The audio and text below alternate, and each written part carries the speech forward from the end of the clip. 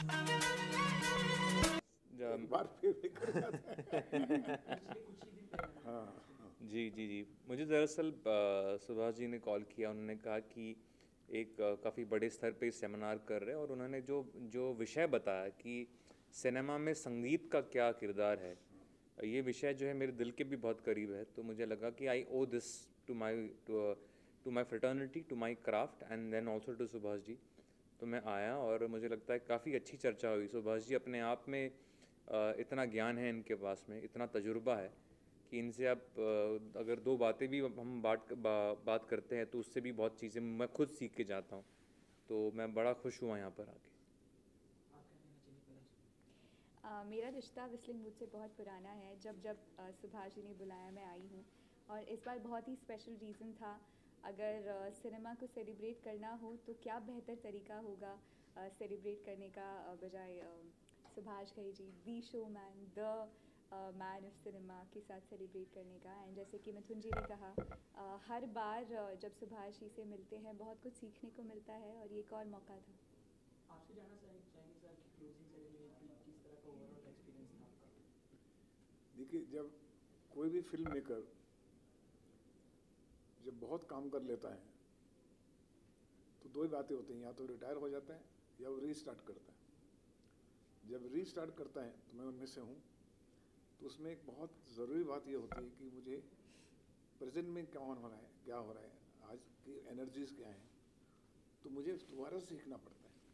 और उस सीखने के लिए मेरे पास जिस वक्त इस तरह के होनहार और youngsters with full energy and talent आते हैं तो मैं भी सीखता हूँ।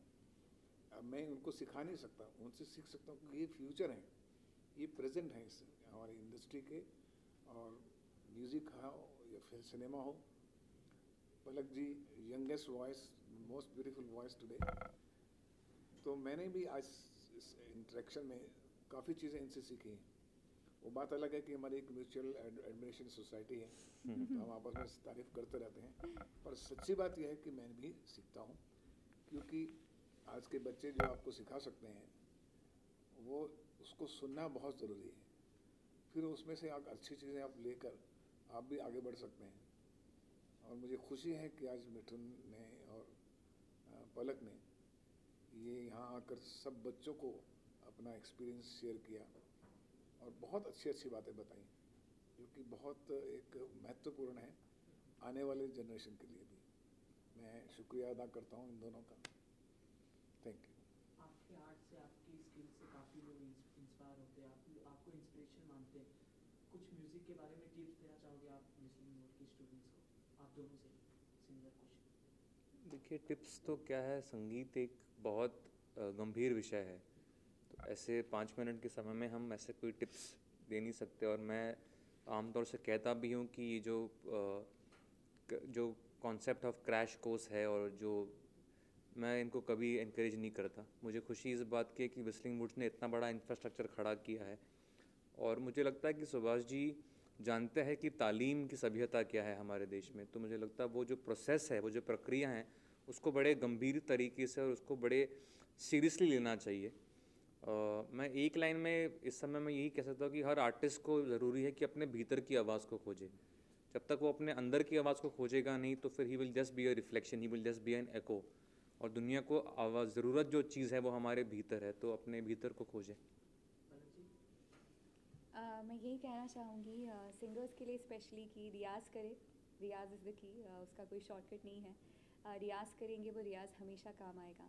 और सिर्फ सिंगर्स के लिए ही नहीं, आप जिस भी फील्ड में हो, भले आप एक्टर हो, आप डॉक्टर हो, इंजीनियर हो, आप अपने प्रोफेशन में 100% देने के बाद, 100% डेडिकेशन देने के बाद कोशिश करें कि आप दूसरों की मदद करें। बिकॉज़ मुझे लगता है कि अगर आप कुछ दूसरों के लिए करते हैं, किसी के चेहरे पर मुस्कान लाते हैं, तो उससे बड़ी खुशी हो ही नहीं सकती। At the end, any calling from your side?